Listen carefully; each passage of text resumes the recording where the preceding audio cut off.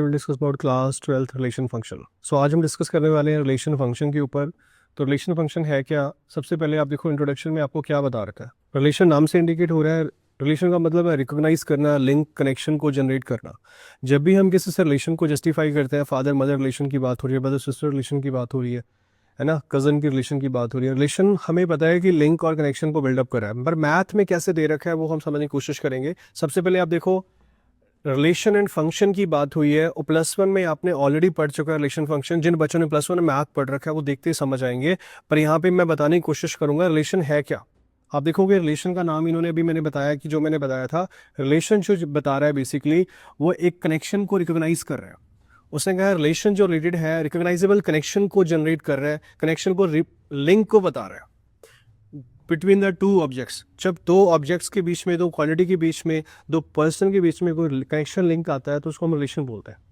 अब उसने यहाँ पे एग्जांपल दिया आपको, A B set of student of class 12th of school and B set of student of class +1। B जो स्टूडेंट है वो +2 में जा रहे हैं, और मेरे पास ए स्टूडेंट +2 में जा रहे हैं, बी स्टूडेंट +1 में जा रहे हैं। अब इनके बीच में रिलेशन क्या है कि सेम स्कूल में जा रहे हैं। वो कनेक्शन क्या आएगा कि हम सीनियर है वो जूनियर है। हमें पता है कि रिलेशन कैसे हो सकता है, सेम स्कूल हो सकता है, सेम लोकेशन हो सकती है, सेम डिस्टेंस हो सकता है, कुछ भी ऐसा हो सकता है कि जिससे हम उसको रिलेट कर पाए। ठीक है, अब यहाँ उसने बताया आपको रिलेशन की बात की है, तो आप देखोगे नेक्स्ट उसने बताने की कोशिश की A B, A into B, A is a brother of B. तो हमें यहाँ पे ये जस्टिफाई करने की कोशिश की जा रही है। आप देखोगे इसको A into B, A to का क्या मतलब है इसका, A into B, A is a brother of B, A B का भाई है, तो हमने रिलेशन बना दिया ए बी का। A into B, A sister of B, A sister है बी की या बी सिस्टर है ए की। A B, A into B, age of A is greater than age of B, age की age ज्यादा है B की एज से, रिलेशन है। एक बड़ा एक छोटा है, एक भाई एक बहन है, फादर मदर है ना, टीचर है स्टूडेंट का रिलेशन है। तो बेसिकली क्या बताने की कोशिश कर रहे हैं, total marks obtained by A in the final examination less than total marks obtained by B in the final. Number कम आया ज्यादा आया, रिलेशन बता दिया। A into B, A lives the same locality as B, दोनों लोग same, दो बच्चे सेम जगह पे रहते हैं, लोकेशन है। क्या है, रिलेशन हमने लिंक जो है फाइंड कर लिया। तो आप देख सकते हो नेक्स्ट उसने बताने की कोशिश की है कि यहाँ पे रिलेटेड है बी से। जब ए बी से रिलेटेड है, बी ए से रिलेटेड है, तो हमने रिकॉग्नाइज कर लिया लिंक को, कनेक्शन को हमने आइडेंटिफाई कर लिया, दैट इज अ रिलेशन। तो उसके बाद आप देखोगे टाइप ऑफ रिलेशन। अब कितने टाइप के रिलेशन मेरे पास है वो हम समझने जा रहे हैं। सबसे पहले आप देखोगे यहाँ पे हमें बताया गया है कि कितने टाइप के रिलेशन यहाँ पे एग्जिस्ट करते हैं। सबसे पहले एम्प्टी है, यूनिवर्सल है। एम्प्टी का मतलब निल, डल, कुछ नहीं है।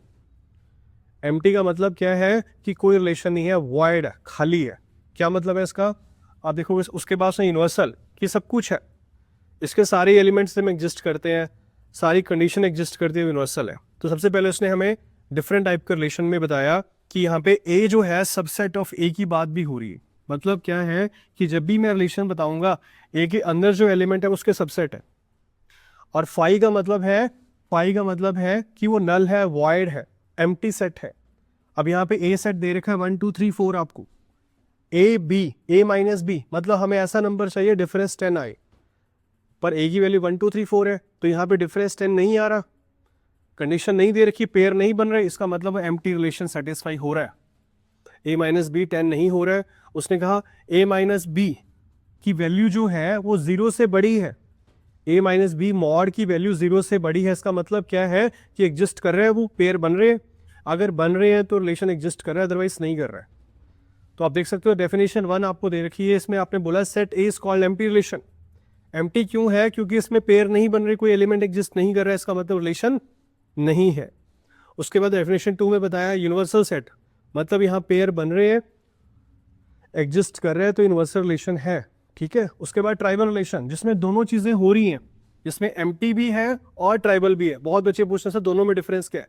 यूनिवर्सल के अंदर सारे ऐसे एलिमेंट हैं जो रिलेटेड है, जो हमारा यूनिवर्सल से रिलेशन है उसके अंदर एग्जिस्टेंस है, पर यहाँ पे दो कंडीशन सेटिस्फाई होते हैं। ट्राइबल के अंदर एम्प्टी भी है, रिलेशन भी है, पैरेलल केस में। यूनिवर्सल में एम्प्टी वाली कंडीशन सेटिस्फाई नहीं होती, तो यही बेसिक डिफरेंस है ट्राइबल रिलेशन के अंदर। तो आप देख सकते हो नेक्स्ट आपके पास एग्जांपल 1 है, A B the set of all student of boy school, show the relation are in a given by A. अब आपको ए जो दे रखा है, सिस्टर की बात हो रही है यहाँ पे भी। ए बी जो है आपका, ए सिस्टर ऑफ बी है, तो उसने कहा ए सिस्टर है बी की।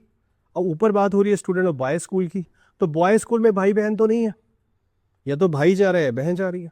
सिर्फ बॉय स्कूल है तो सिर्फ लड़का ही जाएगा, तो इसका मतलब यहाँ पे क्या हो गया मेरे पास, एम्प्टी रिलेशन हो गया। ठीक है, उसके बाद उसने पूछा ए बी, डिफरेंस जो है बच्चों की ए बी के अंदर वो कितनी है difference, difference between height of A and B less than 3 metre.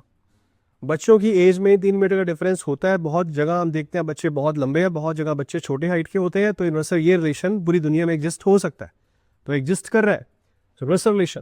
तो ये यूनिवर्सल रिलेशन हमें पता है, ये राइट आंसर है। तो आप देख सकते हो हमें क्वेश्चन में दे भी रखा है, ये कंडीशन सेटिस्फाइड है। जो उससे पहले वाली कंडीशन थी वो क्या थी, वॉइड है, फाई है, वो सेटिस्फाइड नहीं है, दैट इज अ एम्प्टी, और ये यूनिवर्सल रिलेशन है। सो नेक्स्ट आप देख सकते हो, नेक्स्ट आपको क्वेश्चन में दे रखा है रिमार्क। मतलब क्या है कि यहाँ पे हमने देखा जो +1 में बच्चे पढ़ के आए हैं उनको भी यहाँ पे एग्जाम्पल दे रखा है, specially 2 way of representing relation, roster form, set builder form. जो +1 में आपने पढ़ा है उसके बेसिस पे रिलेशन को जस्टिफाई कर रखा है हमने। कैसे किया है, आप देखो 1 2 3 4 कर दिया, उसका मतलब है ए की वैल्यू 1 हो रही है। 1 के बाद हमने एक एक डिजिट को ऐड कर दिया, उस रिलेशन को आइडेंटिफाई कर देंगे। ठीक है, तो ए आर बी के रिलेशन को हम डोनेट कर देंगे बी A+1 है। ठीक है, डेफिनेशन 3 बता रही है रिफ्लेक्सिव, सिमेट्रिक, ट्रांजिस्टिव। रिफ्लेक्सिव का मतलब सेम, जैसे 1 1 है, 2 2 है, 3 3 है, या फिर ए है, बी है, सी है, डी है। रिफ्लेक्सिव बता रहा है सिमिलर, सेम नंबर मेरे पास रिपीट हो रहा है, रिफ्लेक्ट कर रहा है, सेम नंबर रिफ्लेक्ट कर रहा है, उसको हम रिफ्लेक्सिव रिलेशन का नाम दे रहे हैं। जो कंडीशन आपको दे रखी है उसके अंदर क्या हो रहा है, सेम नंबर रिपीट हो रहा है, दैट इज अ रिफ्लेक्सिव। उसके बाद है सिमेट्रिक। सिमेट्री का मतलब क्या है, A1 A2 है, ठीक है, तो A2 A1 भी होगा। ठीक है, अगर A1 A2 है तो A2 A1 भी है, एग्जिस्ट कर रहा है। अगर A B है तो B A भी है, अगर A C है तो C A भी है, ये दोनों इंटरचेंज हो सकते हैं। ट्रांजिस्टिव में A1 A2 जा रहा है, ठीक है, A1 A2 के पेयर बन रहे हैं, देन A2 A3 के पेयर बन रहे हैं, तो A1 A3 के पेयर बन जाएंगे। अगर A1 A2 है, A2 A3 है, तो A1 क्या हो जाएगा, A3 पे चला जाएगा, मतलब ट्रांसफर हो जाएगा। जैसे मैं आपको बताऊं A B के साथ है और B C के साथ है, then we can say A C के साथ हो सकता है। A1 A2 है, A2 A3 है, देन A1 A3 हो सकता है, क्योंकि ये कंडीशन सेटिस्फाई हो रही है रिलेशन के अंदर। इस चीज को हम कह सकते हैं is it is a transitive relation. Reflexive है, सिमेट्रिक है और ट्रांजिस्टिव है। रिफ्लेक्सिव में मैंने बताया सेम है, सिमेट्रिक में मैंने बताया अपोजिट है, और ट्रांजिस्टिव में मैंने बताया ट्रांसफर हो रहा है। ठीक है, याद रखना है आपको, इंपॉर्टेंट पार्ट है। फिर भी किसी बच्चे का डाउट है वो कमेंट कर सकता है, कॉल मैसेज कर सकता है, हमारी कोशिश रहेगी जो आपके डाउट हैं उनको क्लियर किया जाए। फिर भी किसी बच्चे को ऑनलाइन ऑफलाइन क्लासेस की रिक्वायरमेंट है वो हमें पूछ भी सकता है, कॉल मैसेज करके पूछ सकता है। डेफिनेशन 4 आपको बताया, relation are in the set A set to B equivalence relation. जो ए है वो बता रहा है इक्विवेलेंस रिलेशन। इक्विवेलेंस क्या है, जब रिफ्लेक्सिव भी है, सिमेट्रिक भी है, ट्रांजिस्टिव भी है, तीनों कंडीशन सेटिस्फाई हो रही हैं, इसका मतलब वो रिलेशन इक्विवेलेंस कंडीशन को सेटिस्फाई कर रहा है। एग्जाम्पल 2 में आपको देख सकता हूं, set of all triangle in a plane with R. तो उसने कहा मुझे बताओ कि कैसे होगा ये पॉसिबल। आप देखो सबसे पहले उसने बताया T1 T2, T1 कॉन्ग्रुएंट है T2 का। कैसे पता, कॉन्ग्रुएंट का मतलब सेम साइज है, सेम शेप है। आप देखोगे रिफ्लेक्सिव कैसे होगा, हमें पता है T1 T2 अगर सिमिलर है तो ये एक दूसरे को इंटरचेंज कर सकते हैं। T1 कॉन्ग्रुएंट T2 का है तो T2 किसका कॉन्ग्रुएंट है, T1 का, तो इट मीन्स ये रिफ्लेक्सिव है। अगर T1 T2 का अपोजिट है, T2 T1 का अपोजिट है, तो ये क्या हो रहा है, ये सिमेट्रिक भी हो रहा है, क्योंकि एक दूसरे के म्यूचुअली अपोजिट है। और ट्रांजिस्टिव में अगर T1 T2 के साथ है और T2 T3 के साथ हो जाता है, क्योंकि अगर ये दोनों सेम है तो थर्ड के साथ कंपेयर करें, T2 के साथ T3 सेम होगा तो T1 के साथ भी हो जाएगा। इसका मतलब वो क्या है, वो ट्रांजिस्टिव भी है। अगर तीनों कंडीशन सेटिस्फाइड है, it means we can say that is a congruence. ये इक्विवेलेंस कंडीशन को सेटिस्फाई कर रहे हैं। अगर ये तीनों कंडीशन सेटिस्फाइड है तो इक्विवेलेंस की कंडीशन सेटिस्फाई हो जाती है। ठीक है, तो हमारे पास ये प्रूव हो जाता है, हमें प्रूफ करना है। एग्जांपल 3 की बात हो रही है, L be the set of all line a plane, R be the relation L defined as L1 L2 L perpendicular to L2। तो उसने बताया कि जो L1 दे रखा है आपको और L2 दे रखा है, L3 दे रखा है। L1 L2 परपेंडिकुलर है, L2 L3 परपेंडिकुलर है। सिमेट्रिक बताओ, सिमेट्रिक होगा कि नहीं होगा? हम कहेंगे L1 L2 L2 L1 L2 L3 L3 L2 होगा।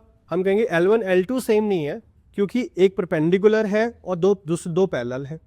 तो उसने कहा रिफ्लेक्सिव तो नहीं है क्योंकि यहाँ पे सेम नहीं है, L1 L1 नहीं है, L2 L1 L1 L2 है। इसका मतलब क्या है कि L1 एक दूसरे के परपेंडिकुलर है, L2 परपेंडिकुलर L1 के है, तो इस सिमेट्रिक वाली कंडीशन तो ट्रांसफर हो रही है। पर L1 L2 L3 हो जाएगा, ये वाली कंडीशन भी सेटिस्फाई नहीं हो रही है।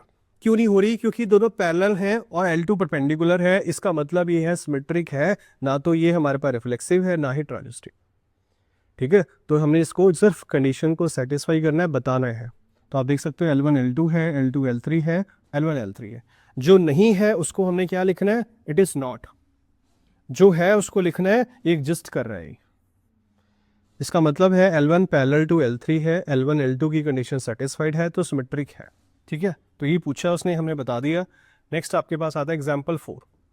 Show that relation are in the set 1 2 3। अब आप देखोगे रिलेशन आपको शो दे रखा करना है 1 1 2 2 3 3 1 2 2 3। अब 1 1 2 2 से पता चल रहा है रिफ्लेक्सिव तो है। जैसे 1 2 के बाद 2 1 आ जाता तो ये सिमेट्रिक भी हो जाता, और 1 2 2 3 के बाद अगर मैं 1 3 लिख देता तो ये ट्रांजिस्टिव भी हो जाता। तो यहां से साफ साफ पता चल रहा है ये सिर्फ रिफ्लेक्सिव है, सिमेट्रिक नहीं है, ट्रांजिस्टिव नहीं है। कैसे? रिफ्लेक्सिव की कंडीशन सेम है, सेटिस्फाई हो रही है, सिमेट्रिक कंडीशन सेम नहीं है तो सेटिस्फाई नहीं हो रही है। आप देख सकते हो नॉट बिलोंग्स टू लिख रखा है, तो सेम चीज हमने यहां कर रखी है, it is not satisfy the condition. So next example आपको दे रखा है, fifth example. Show that relation are in a set z of integer given by. आप क्या करेंगे इसमें? भाई z की बात हो रही है, z का मतलब इंटीजर है, ab को 2 डिवाइड कर रहा है a माइनस बी के साथ। क्या करेंगे? ab रिफ्लेक्सिव है, 2 डिवाइड कर रहा है a माइनस ए, z के साथ है। अगर वो डिवाइड कर रहा है, हमें पता है डिवाइड हो रहा है, a माइनस ए करेंगे 0 आएगा, 0 इंटीजर में एग्जिस्ट करते हैं, तो इसका मतलब कंडीशन सेटिस्फाइड है। ए बी है, ए और बी में से माइनस करो, मुझे पता है या प्लस में आएगा या माइनस में आएगा, तो इसका मतलब इंटीजर की कंडीशन को सेटिस्फाई कर रहे हैं। ठीक है, अब वो 2 से डिवाइड होगा नहीं होगा, पर ये पता है कि जो नंबर आएगा उसको हम डिविजिबल कर सकते हैं, इंटीजर की फॉर्म में एग्जिस्ट करेगा, क्योंकि नंबर z की फॉर्म में इंटीजर है। या तो 1 - 2 होगा, या 2 - 1 होगा, या 3 - 1 होगा, या 4 - 1 होगा।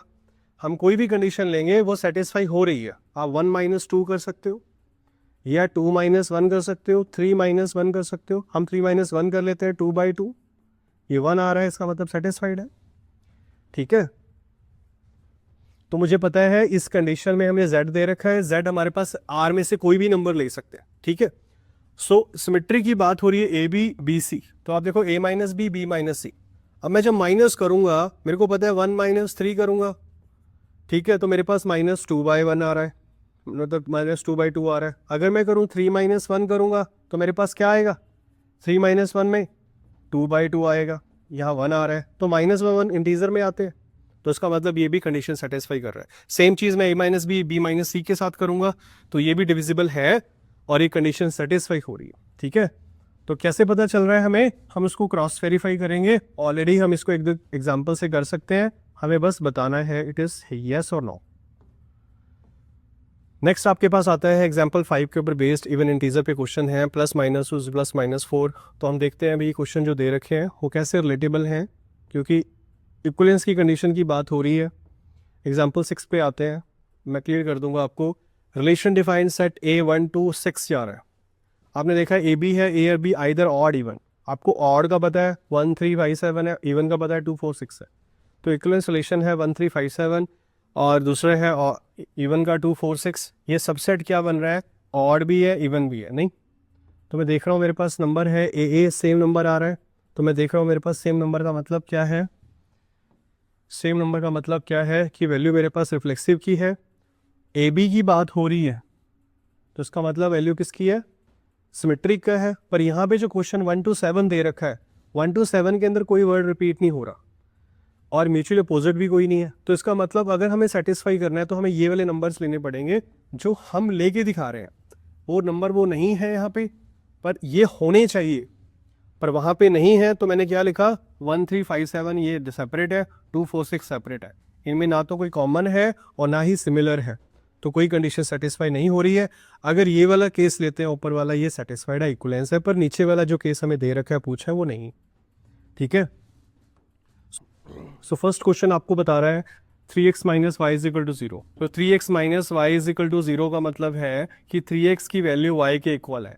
तो मैं क्या पुट करूं भाई, ये i मेरे पास वैल्यू एग्जिस्ट हो। अगर मैं कहूँ a हमें दे रखा है 14 तक, तो मैं लिखूंगा 3 1 मेरे पास आएगा, तो मैं क्या लिखूंगा, y की वैल्यू कितनी आ रही है, x को 1 पुट करने पे y 3 आ रहा है, नहीं? तो ऐसे ही मुझे पता है, मैं नेक्स्ट करूंगा, x को 2 पुट करने y कितना आएगा, 6 आएगा। ऐसे ही x को 3 पुट करने y कितना आएगा, 9 आएगा। तो इसका मतलब ये रिलेट कर रहा है, हमें पता है ना तो रिफ्लेक्सिव है, ना ही सिमेट्रिक है, ना ही ट्रांजिटिव है। तो कंडीशन सेटिस्फाई नहीं हो रही है, तो हम कहेंगे it is not reflexive, not symmetric, not transitive. ठीक है, तो उसके बाद आपने कंडीशन बेस्ड क्वेश्चन है, सारे इसी तरह से होने हैं। नेचुरल नंबर की बात हो रही है, एक्स वाई ही बात करें, नेचुरल नंबर पुट करेंगे मेरे पास। उसने कहा कौन सा नंबर पुट करें भाई, आप देख सकते हो y की जो वैल्यू है, अब 1 + 5 6, उसके बाद दोबारा फिर हम बात करेंगे किस पे आएगा, मेरे पास कंडीशन किसकी सेटिस्फाई हो रही है, आप देख सकते हो 1 + 5 है, और जब मैं इसको पुट करूंगा 2 + 5 करूंगा, 2 + 5 पे मेरे पास 7 जाएगा। 3 तक कर सकता हूँ, क्योंकि हमें पता है 3 तक ही उसने बता रखा है, 8, तो 6 7 8, तो इसका मतलब ये रिलेशन आएगा। पर यहाँ पे नेचुरल नंबर्स की पे रिफ्लेक्सिव वाली, सिमेट्रिक वाली कंडीशन सेटिस्फाई नहीं कर रहा है।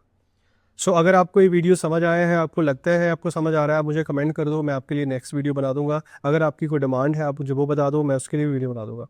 तो आपकी अगर रिक्वायरमेंट है, आपको क्लासेस की रिक्वायरमेंट है, आप उसके लिए भी बता सकते हो। Online offline brain hub academy VIP road Zirakpur पे क्लासेस चल रही हैं, पिछले 10 साल से पढ़ा रहे हैं, ऑलरेडी JEE नीट में हमने रिजल्ट दे रखा है। जो बच्चों की रिक्वायरमेंट है हमें कॉल मैसेज कर सकता है। Thank you for watching.